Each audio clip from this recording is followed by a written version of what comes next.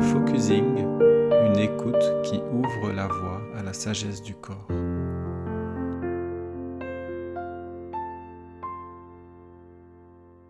Bienvenue pour ce nouvel épisode de Regard Croisé. Je suis Maxime et je suis en compagnie de Nathalie.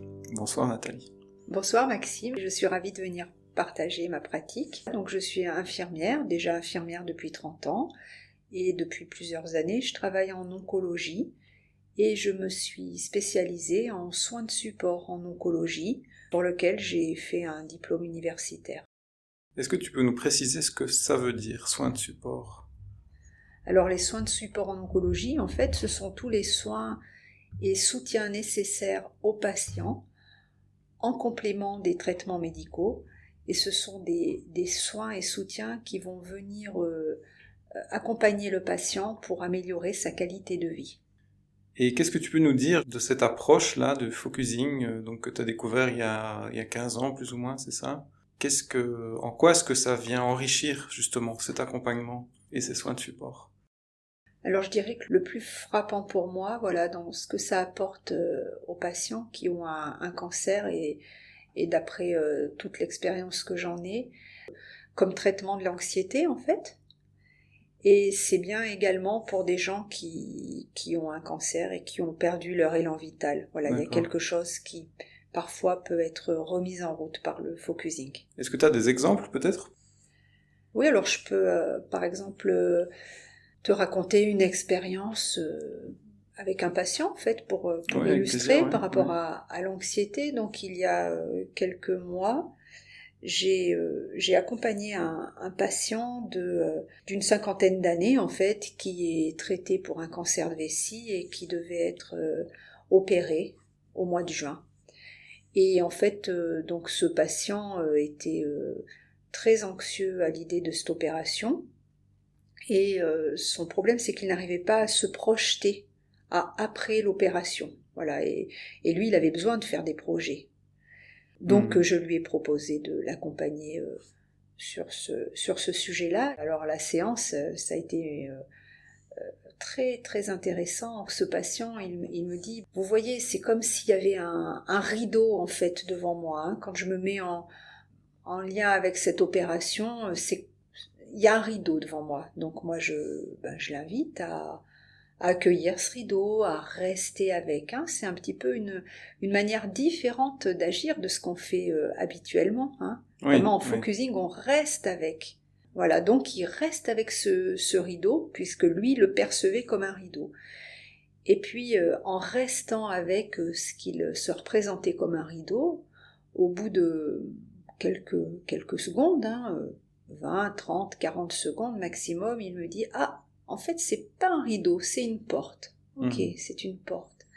Est-ce que vous pouvez me la décrire ? Donc, il commence à décrire la porte. Il dit, elle a un poussoir au milieu. Je peux soit la pousser vers l'extérieur ou vers l'intérieur. Ok, donc il continue de décrire cette porte. Et puis, je lui demande, comment vous sentez-vous avec cette porte ? Et alors, il me dit, c'est comme si j'avais presque le nez collé dessus et j'ai vraiment une sensation d'étouffement. Ah, ok.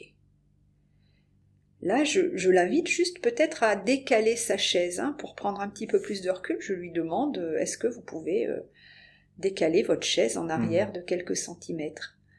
Alors c'est ce que fait le patient, il recule sa chaise et là, il dit, oh là là, d'un coup je respire mieux. Ah oui, c'est mieux comme ça. Hein. Et puis, du coup j'ai l'impression d'avoir une vision plus large.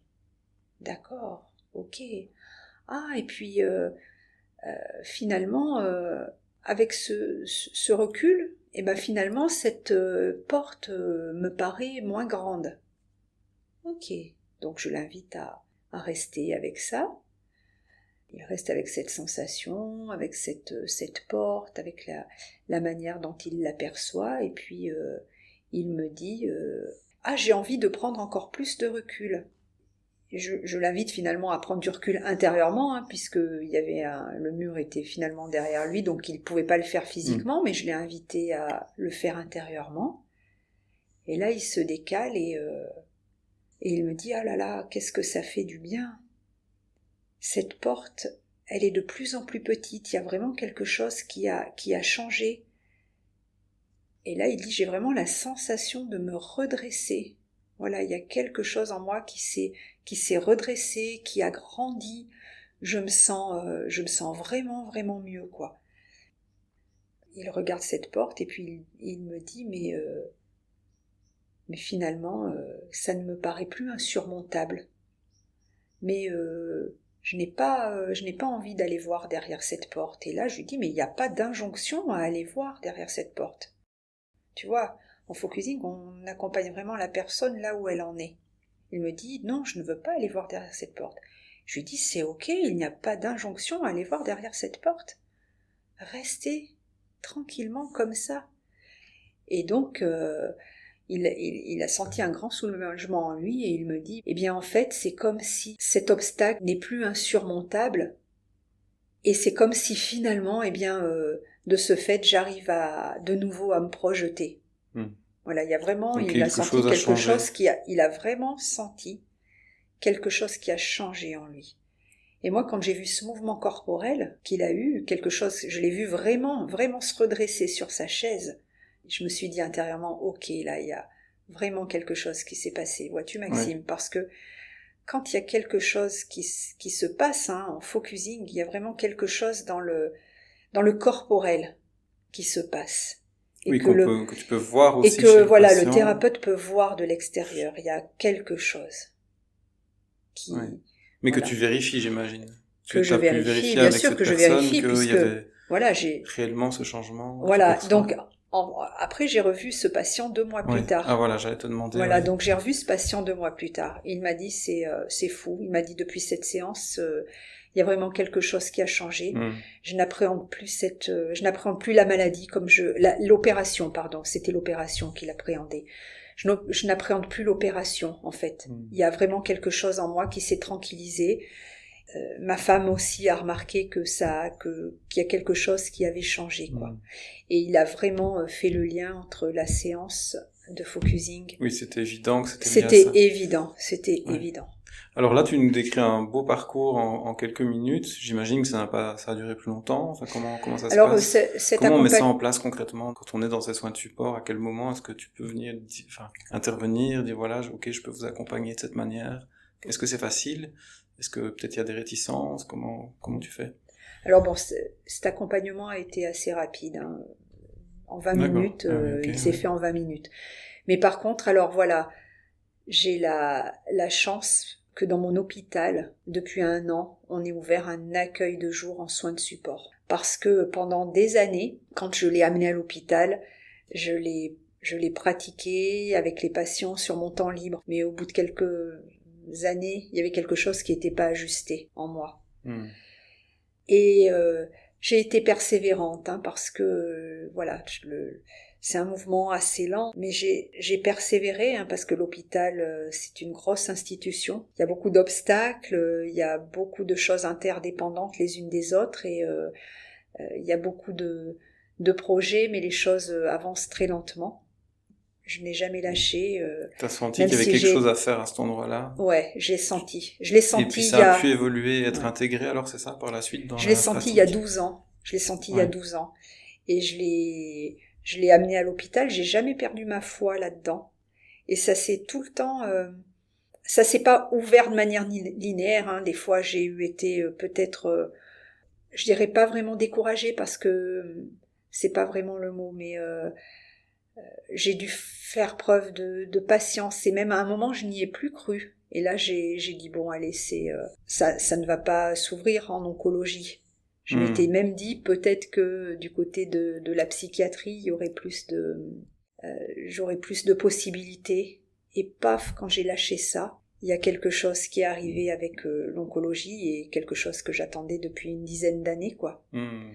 Voilà, les circonstances, il y a eu tout un concours de circonstances qui ont fait que c'est les bonnes personnes qui ont été mises sur mon chemin au sein de l'hôpital pour que finalement je puisse intégrer cet accueil de jour de soins de support et proposer le focusing parce que c'est quelque chose de pas connu.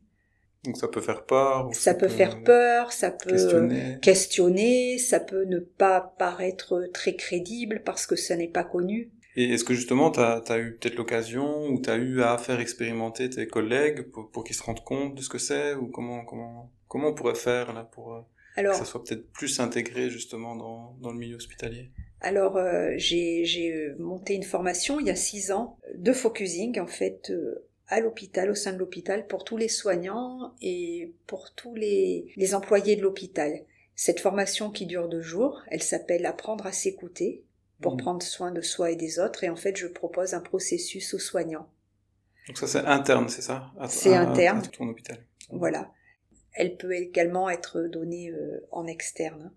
Ça m'a permis de commencer à diffuser le focusing à l'hôpital et de le faire connaître aux soignants. Et puis il y a aussi des collègues de mon service que j'ai pu accompagner de manière brève et ponctuelle. Eh bien merci, on arrive au terme de ce podcast. Est-ce que tu vois autre chose à dire, ou comment peut-être avoir une première approche, justement pouvoir tester ce que c'est le focusing et puis peut-être découvrir l'intérêt que ça peut avoir pour nos pratiques existantes comme infirmier ou autres?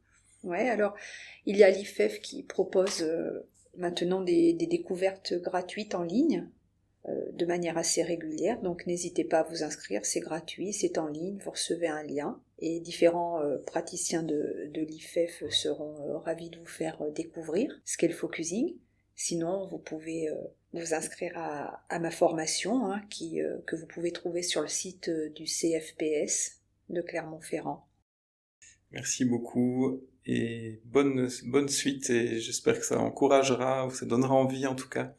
Ça permettra de comprendre peut-être l'intérêt de ces pratiques-là. Merci et à bientôt. Merci Maxime.